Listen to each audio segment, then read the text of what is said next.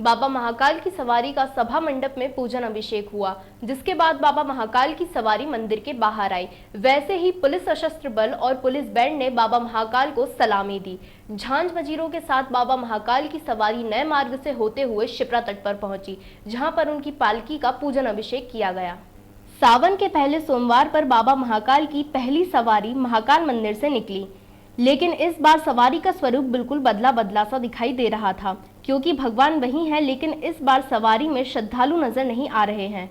Corona virus की महामारी के चलते प्रशासन ने सोशल डिस्टेंसिंग को ध्यान में रखते हुए पहली सवारी में श्रद्धालुओं के प्रवेश पर प्रतिबंध लगा दिया है।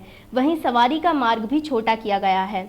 बाबा महाकाल की निकलने वाली सवारी के लिए अलग अलग माध्यमों से घर बैठे श्रद्धालुओं को सवारी के दर्शन की व्यवस्था प्रशासन ने की है।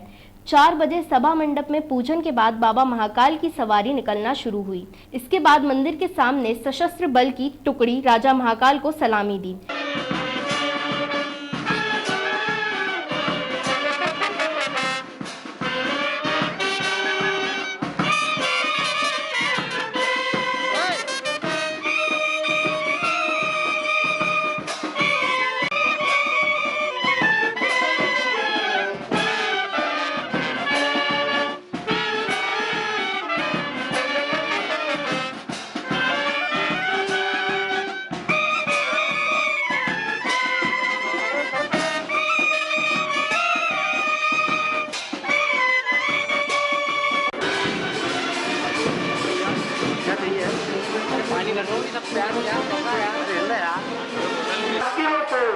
आशीर्वाद देने के लिए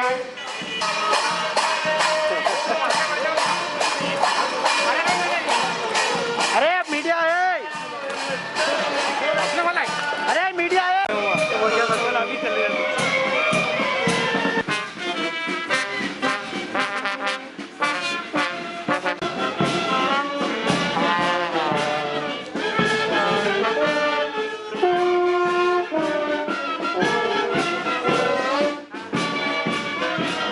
इसके बाद बड़े गणेश मंदिर होते हुए नरसिंह घाट और उसके बाद शिप्रा नदी के राम घाट पर बाबा महाकाल की सवारी पहुंची, जहां पर उनका पूजन अभिषेक किया गया। उसके ठीक बाद सवारी हरसिद्धि मंदिर होते हुए फिर महाकाल मंदिर पहुंची।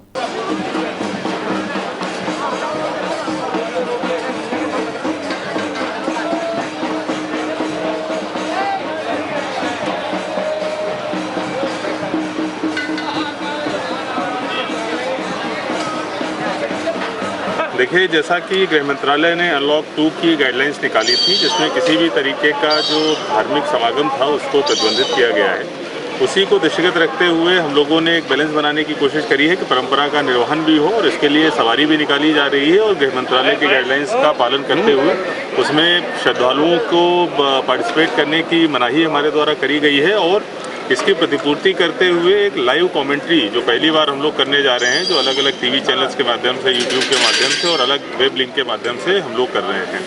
इसके लिए हम लोगों ने ये जो गृह मंत्रालय की गाइडलाइंस है उनको सुनिश्चित करने के लिए हल्का सा रूट भी जो है उसका परिवर्तित किया है। जो प्राचीन परंपरा रही है सवारी के मार्ग की, वो ऐसी रही है कि हमेशा रामघाट में जो क्षिप्रा का मिलन होता है, जो बाबा महाकाल का सवारी का, वो जो है एक नियत चीज़ है। बाकी जो रूट है वो पहले भी चेंज होते आए हैं, 2-3 बार पिछले 50-60 सालों में ही रूट चेंज हो गए हैं। कई सारे कुछ सालों पहले सामने से यहाँ से निकलती थी सवारी, जबकि उसका जब गली पतली हो गई, दूसरी चौड़ी रोड हो गई, तो वहाँ से भी परिवर्तन कर दिया गया।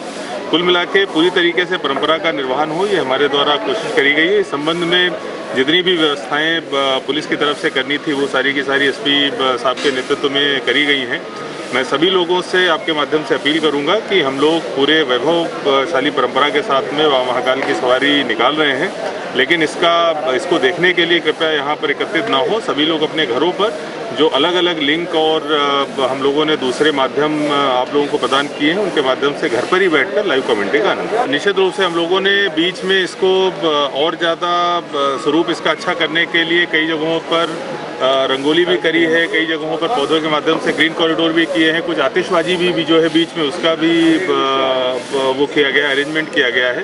तो कुल मिला के जो हमारी गौरवशाली परंपरा है इसका पूरी तरीके से पालन हो और साथ में कोरोना से संबंधित जो खतरे हैं वो जिस स्थिति में अभी उज्जैन पिछले 2-2.5 महीने की लड़ाई के बाद आया है वो पीछे न जाए, ये दोनों चीज़ें ध्यान में रखते हुए सवारी निकाली जाए। देखिए, कलेक्टर साहब के साथ मिल करके हम लोगों ने बाबा महाकाल की जो गौरवशाली गरिमा में सवारी निकलती है, इसका जो मार्ग भी इस बार थोड़ा कोरोना को लेकर परिवर्तित करना पड़ा है। उसके हिसाब से सवारी मार्ग पर, सवारी के आसपास और पूरे शहर में भी हमने पुख्ता इंतजाम किया है ताकि बाबा महाकाल की सवारी गौरवपूर्ण परंपरा के साथ निकल सके और कोई ऐसी भीड़ इकट्ठा न हो पाए जिससे कोरोना महामारी फैलने का भी भय रहे। आप सभी के माध्यम से जिले की समस्त जनता, देश की जनता, प्रदेश की जनता, सबसे मेरा निवेदन है कि लोग अपने घरों में बैठकर लाइव दर्शन करें। लाइव दर्शन करने का बहुत ही सुंदर व्यवस्था इस बार किया गया है। घरों में सहयोग रहकर दर्शन करें, हमारी पुलिस व्यवस्था, प्रशासन व्यवस्था में सहयोग करें। बाबा का गौरवशाली परंपरा का अनुसार सवारी भी निकले और कोरोना से हम लोगों का बचाव भी हो।